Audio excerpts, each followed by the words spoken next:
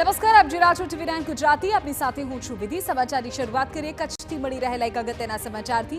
જાણકારી મળી રહી છે કે કચ્છ જિલ્લામાં પ્રથમ વખત વ્યાજખોરી મામલે ગુજસી ટોક હેઠળ કાર્યવાહી થઈ છે। અંજારની વ્યાજખોર લેડી માફિયા રિયા અને તેના સાગરીતો વિરુદ્ધ કાર્યવાહીના સમાચાર મળી રહ્યા છે।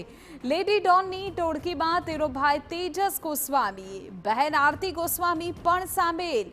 ત્રણેય ભાઈ બહેન સામે હવે વ્યાજખોરી સહિત અનેક ગુનાઓ નોંધાયેલા હોવાની માહિતી મળી રહી છે। વ્યાજખોરી, પઠાણી, ઉઘરાણી આ મામલે ત્રણેય વિરુદ્ધ ગુજસી ટોક હેઠળ કાર્યવાહી। ગુનાની ગંભીરતા સામે દાખલારૂપ કાર્યવાહી કરવા પૂર્વ કચ્છ પોલીસે ગુજસી ટોકનું શસ્ત્ર હવે ઉગામ્યું છે। ગુનેગારો સામે ડર્યા વગર ફરિયાદ કરવા પોલીસની અપીલ।